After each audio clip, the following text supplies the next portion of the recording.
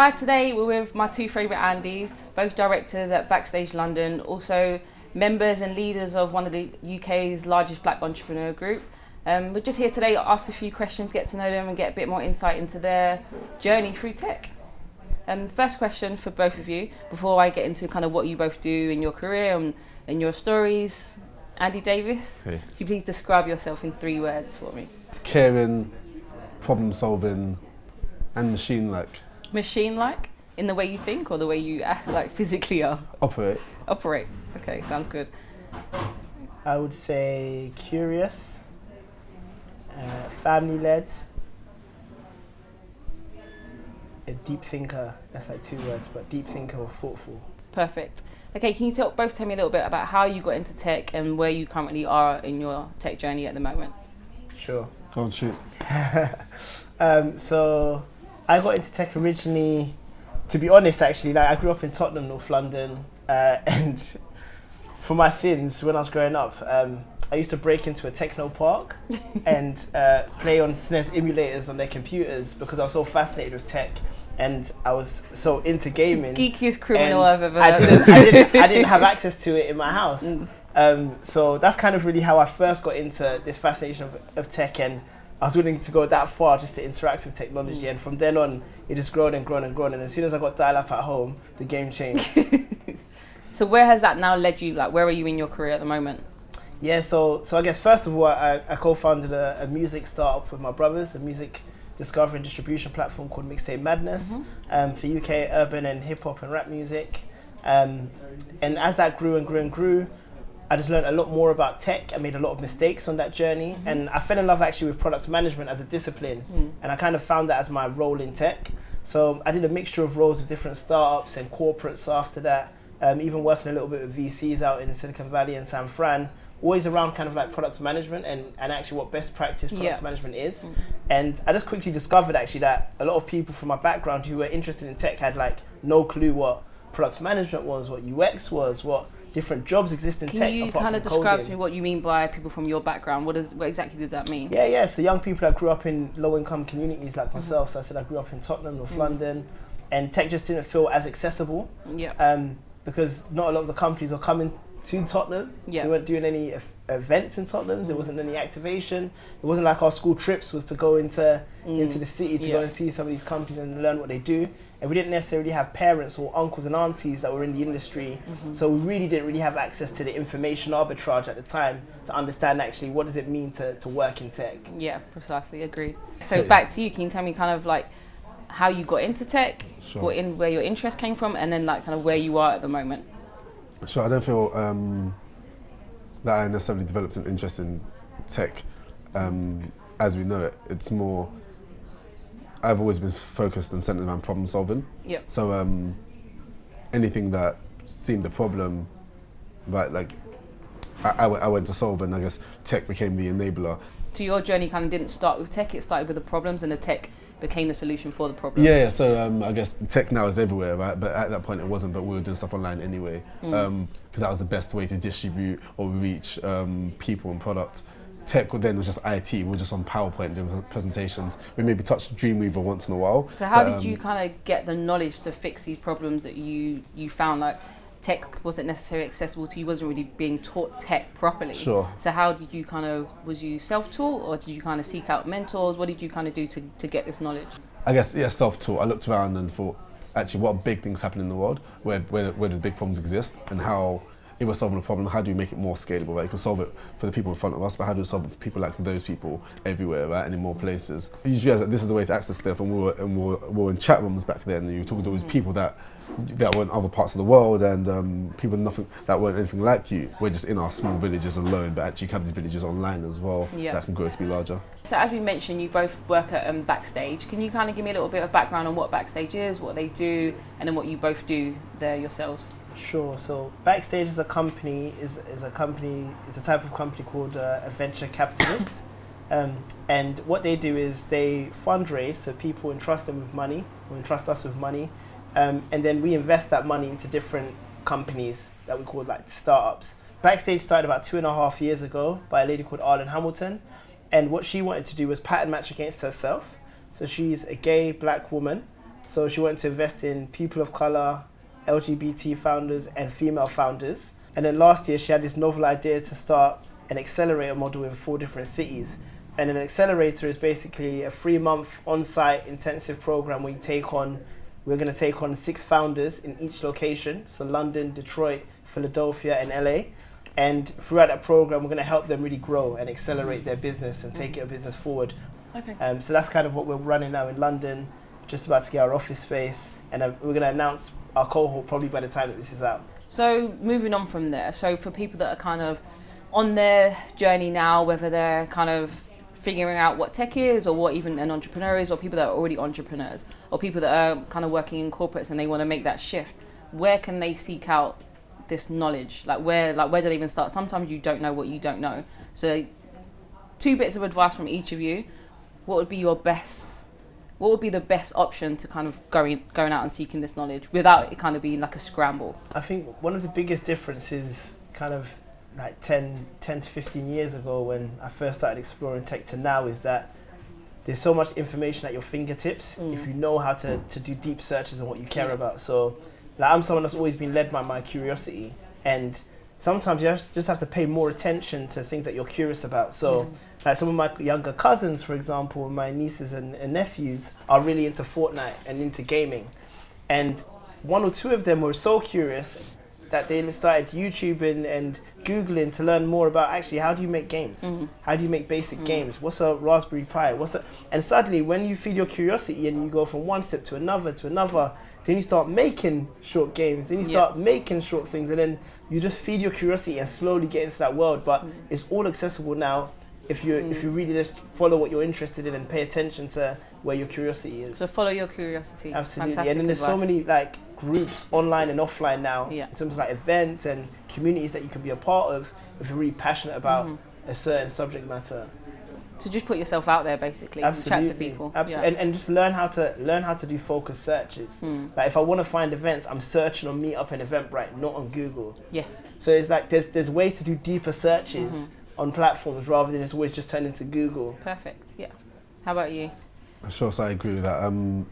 A 2 for me would be, so I tell founders now all the time, whenever any founder has a problem, regardless of what it is, I say just talk to other founders. Right? That's the solution, I believe. But if it's to do with your startup, your idea, just talk to other people that are doing something similar. The internet's at your peril, just everyone's accessible. Yeah. Slide in someone's DMs, right? Just literally do it, right? And sometimes it's a numbers game, but you've got to knock on X amount of doors before one opens, right? Definitely. And on top of that, I think you learn by doing as well. Yeah. Just do stuff, right? You've got an idea for something, just try and get something And it's done. okay right? to make mistakes. It's like, It's necessary. if you've made no mistake and everything's going perfect, that crash that's going to come, like you better to crash early than later, right? I love what Andy said, sorry to interrupt, on the numbers game. Yeah. Like when I was hungry and I wanted to get a job as a corporate, for example, there was no LinkedIn. I was going to events, networking, emailing maybe like 150, 200 people, but it was like business development to me. It was all right, a numbers game, it's a funnel. I email 100, 30 reply, 10 choose to take a coffee with me. 3 of them really helped me and introduced me to others, and 1 of them leads me to a job. Yeah, so it's important to not get disheartened. I think people send out 10 CVs, no one's got back. It's okay. The process is so important, right? Yeah. If you're a startup raising money, if you're trying to hire people, if you're building product, right? If you're trying to reach out to people as mentors, if you're trying to get people to, whatever it is, to join your team, or you just need help with certain things, move people along stages, right? Have like, these are people I want to talk to. Here's the dream list, right? Here's the people I've reached out to.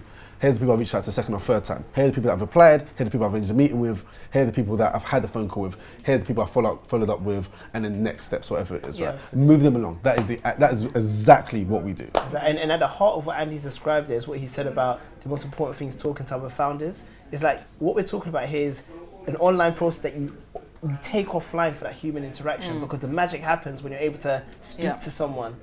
You know, as soon as you're in front of someone, there's a different fidelity when you have a conversation rather than just keeping it online. Yeah. And it's important in these funnels that are being described to make sure you can get to that coffee meeting or to that interview, or to that moment where you can have that human interaction and have that conversation. Yeah. I suppose it works not the same people that are trying to start their own business, but people that are actually trying to be engineers or Absolutely. Software developers. So to go on to our next question, you kind of mentioned some of the mistakes that you made kind of earlier and that you probably still are making, that you're learning from. Can you give me some examples and how you kind of fought through those mistakes and what you've learned?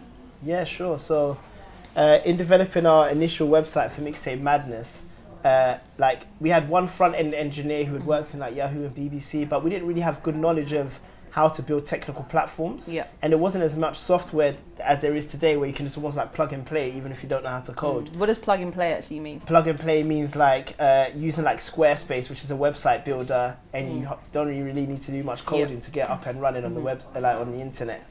And the first thing we did was wrote a really poor brief on, it was Upwork at the time, I think, and we put it out there and tons of people came back. And we're like, no, we're not comfortable with outsourcing to people we don't know. Yep. So then we started going through our networks to find out if anyone knew developers, and we found a guy called Henry who knew how to code, and we wrote the most detailed brief so that you cannot make a mistake. Yeah. Like, it was so detailed. Yeah. To build that initial MVP, which is the minimal viable product, or the first version of our product, to just test, is it worth really building out this idea?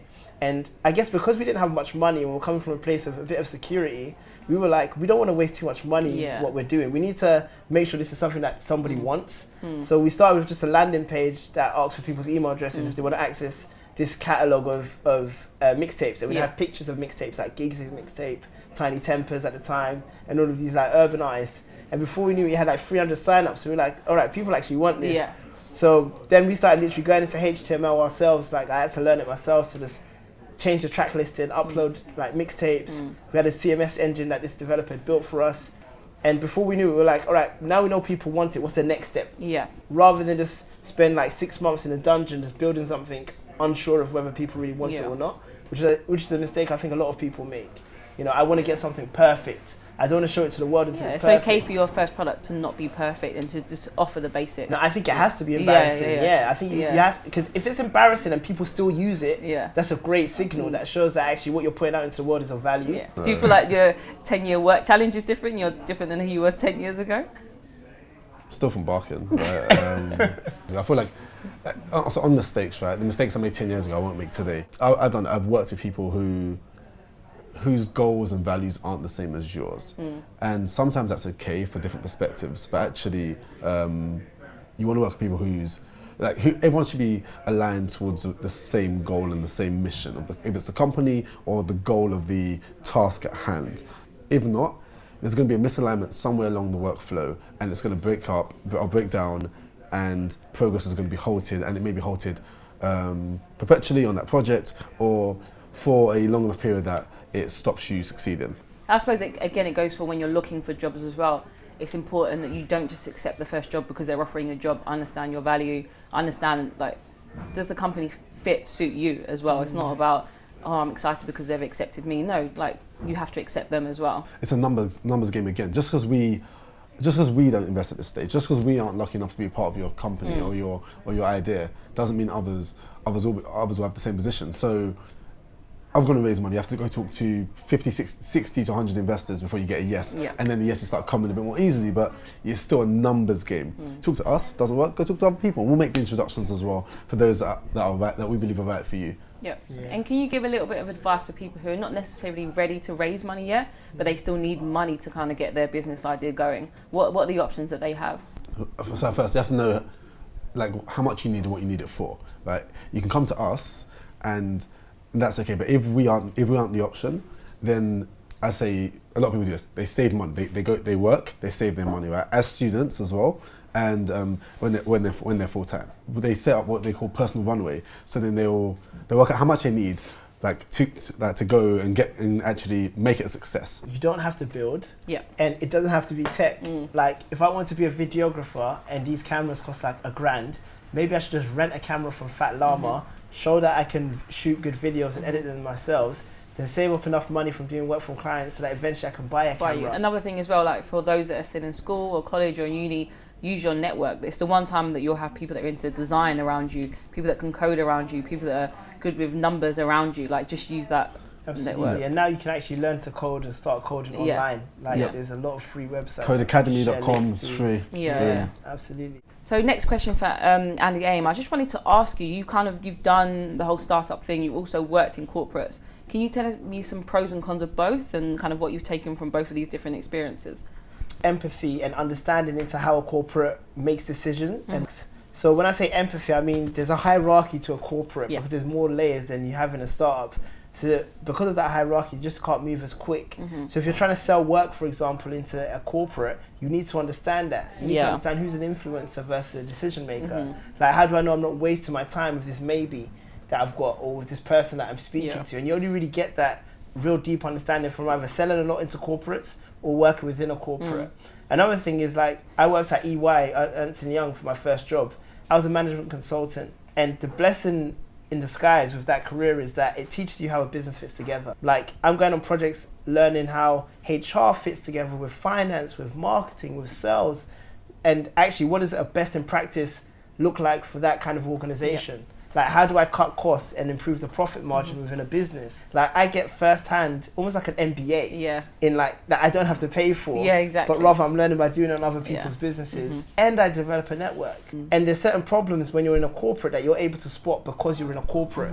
So there might be a pain point that a corporate can't solve, but you might want to come out of that corporate and start a business to solve that problem. 100%. But you only found out about that problem and had deep knowledge on that problem because you were at that corporate.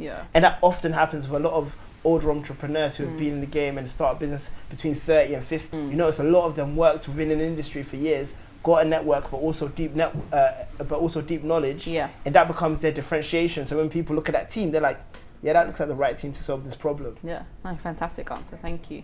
Yeah, and then your experience in startups. I think so. You should always learn by doing, and if you can learn on someone else's coin, so like with another company where people are paying you a salary, you should do that.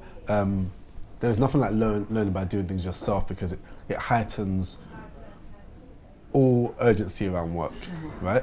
People go into the workplace every day and they aren't motivated, they aren't excited sometimes, but you want to put yourself in these exciting, purposeful environments. I think working on startups is invaluable. You get to see how things grow really quickly, really fast. You get to see mistake, right? You get to see every degree of the mistake, right? And that's very rare. I think corporates are often protected by resource and public image and all these things, and politics sometimes. But I definitely agree about being in these large environments, spotting problems and going solving them, starting startups to solve them then, right? And that's where the bridge lies. The deep thing, I think it's really important that you know something very deeply, that actually you know really, really well, right? I want to know what you're very good at. I want to know that what you know very deeply, and the best people know things very deeply, right? And if that's in music, if that's in photography, if that's in deep technology, if that's in science, and that's in mathematics, right?